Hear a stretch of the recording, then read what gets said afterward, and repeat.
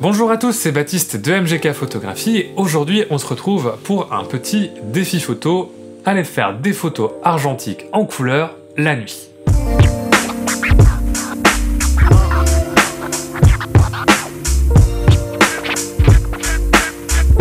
La photographie capturant la lumière, ça peut sembler un peu con comme défi de se dire qu'on va aller faire des photos là où il y en a quasiment pas.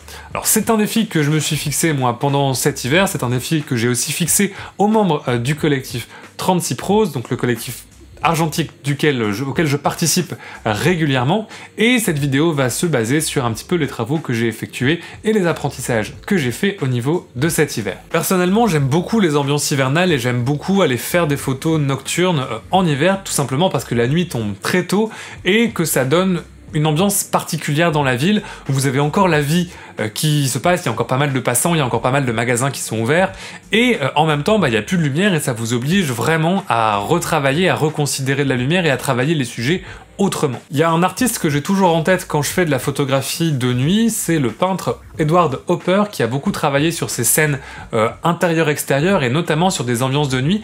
Et c'est vrai que dans ma photographie de nuit, j'aime ce travail entre l'extérieur et l'intérieur. Parce que là où il n'y a pas de lumière en photographie nocturne, eh bien c'est souvent à l'extérieur. Vous avez la lumière des lampadaires, mais elle est souvent pas suffisante pour éclairer suffisamment pour une photo, notamment si vous travaillez avec des pellicules de 200 ou de 400 ISO. Et là où les lumières vont être les plus fortes, notamment dans nos villes modernes, c'est au niveau des vitrines et c'est au niveau des intérieurs. Travailler en photographie de nuit, pour le coup, ça vous oblige à travailler le concept d'intérieur et d'extérieur différemment. Ça vous oblige à utiliser des sources de lumière différentes et ça vous oblige à réfléchir plus en avant à la lumière. Également, travailler en photographie de nuit, ça va vous permettre de travailler sur différents types de compositions.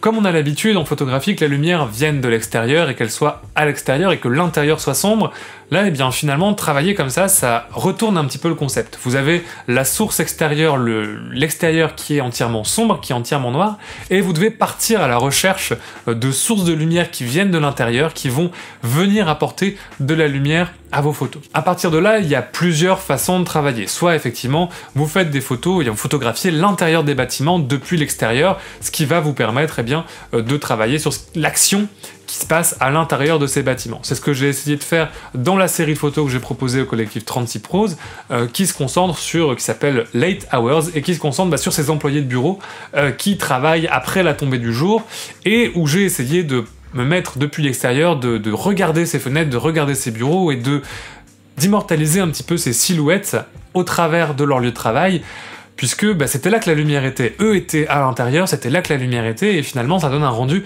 un petit peu étrange, où l'extérieur est entièrement sombre, et où ces gens-là sont comme piégés dans des boîtes de lumière. L'avantage de travailler comme ça, c'est que vous n'avez pas forcément besoin de pellicules hypersensibles. Là, j'ai travaillé avec de la Portra 400 que j'ai bien souvent sous-exposé d'un stop. Et par contre, j'ai développé à 400 ISO normalement. Ce qui est intéressant, c'est que dans votre image, effectivement, vous allez avoir des parties qui sont sous-exposées. L'ensemble de l'environnement est sous-exposé. Et l'appareil va le lire d'ailleurs comme une sous-exposition. Mais vous savez que cette lumière très vive qui vient de l'intérieur, cette lumière qui vient du bureau, qui vient de la vitrine, elle est suffisante pour que l'appareil la capture.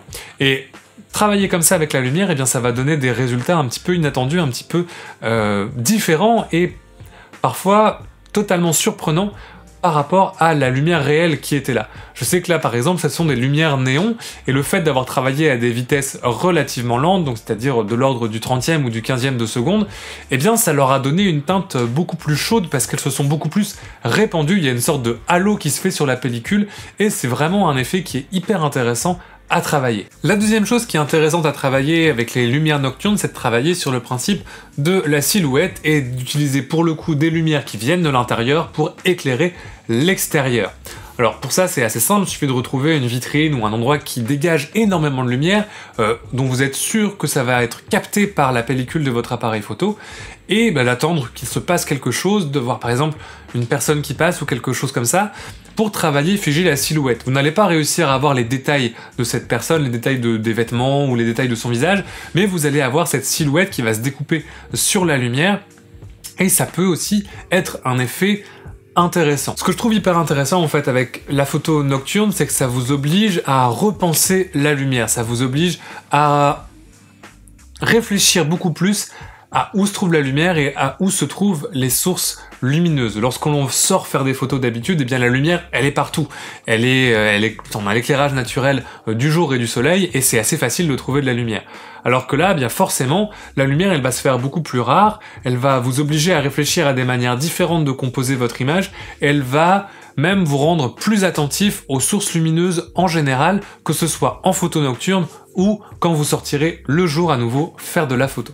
Je vous encourage vraiment à suivre ce petit défi d'aller faire des photos la nuit, parce que ça va vraiment vous permettre de progresser en composition, ça va vous obliger à chercher des compositions différentes de ce que vous pouvez faire habituellement, et ça va aussi vous rendre plus attentif à la lumière et à l'utilisation de la lumière dans vos photographies. Parce que comme la lumière est extrêmement rare, et bien forcément, on va faire plus attention aux sources lumineuses, on va essayer de les inclure beaucoup plus dans les images et de travailler différemment avec elles. Quand on sort d'habitude, on a la lumière partout, là on a de la lumière qui se fait très très rare, et pour le coup, eh bien on fait plus attention. Et ben, moi ce que je remarque, c'est qu'en travaillant comme ça en photo nuit, ben, je me retrouve à être plus attentif aux sources lumineuses, même en pleine journée, et ça m'évite parfois d'avoir soit des sources lumineuses qui vont distraire de ma photo, soit de pouvoir les incorporer et les inclure directement dans mes images sans qu'elles soient gênantes, et pour faire en sorte qu'elles fassent partie intégrante de l'image. Avant de vous laisser partir dans la nuit avec votre appareil photo, je vous donne quelques petits conseils pour réussir au maximum vos photos. Alors, premièrement, exposez toujours pour la source lumineuse. Donc faites attention à ce que vous voulez, c'est la lumière, donc exposez bien, non pas pour la source la plus sombre, mais pour la source la plus lumineuse. Alors ça, c'est une technique, c'est ma technique à moi que je fais justement pour les photos de silhouette ou les photos d'intérieur, puisque c'est ce que je veux capturer. Évidemment, si vous voulez avoir l'ensemble de l'environnement, il faut exposer pour les ombres, mais dans ce cas-là, ça va être difficile à faire avec une pellicule peu sensible. La deuxième chose, c'est de vérifier à quelle vitesse vous pouvez prendre des photos sans trembler et sans avoir de flou de bouger. Je sais que de mon côté, je préfère partir avec un appareil un petit peu plus lourd et que je suis à peu près stable avec un 50 mm jusqu'au 30e de seconde à peu près. Au-delà, en dessous, j'arrive pas et j'ai souvent du flou de bouger.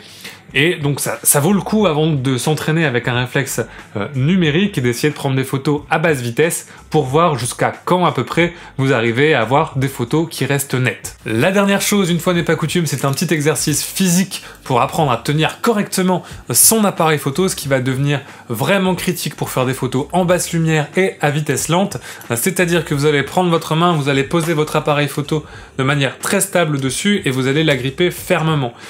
Au niveau des coudes, vous allez les mettre contre votre poitrine pour avoir le plus de stabilité possible, limite les rentrer un petit peu dans le ventre et retenir votre respiration au moment de prendre la photo. Comme ça, vous limitez au maximum les mouvements et ça vous permet de avoir une photo la plus nette possible. Aller faire des photos la nuit, en fait, c'est un super exercice global dans ta pratique photographique. Ça va ralentir encore plus ta manière de prendre des photos parce que tu dois penser à ton ouverture, tu dois penser à ta vitesse, tu dois penser à ta position physique et ça fait beaucoup de choses à penser et ça t'oblige vraiment à réfléchir à ta photo.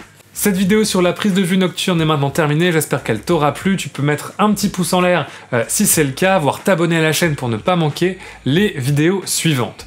Je voulais aussi terminer cette vidéo avec un grand merci à tous les participants du projet Film Mystère sur Tipeee et à toutes les personnes qui se sont impliquées sur la page Tipeee. Je m'attendais pas du tout à cette réponse.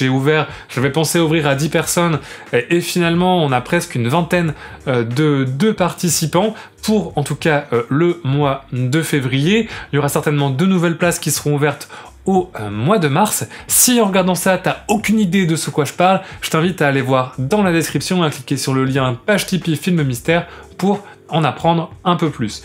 En tout cas, merci à vous qui êtes toujours de plus en plus présents sur cette chaîne. Je vous dis à la semaine prochaine et bonne photo.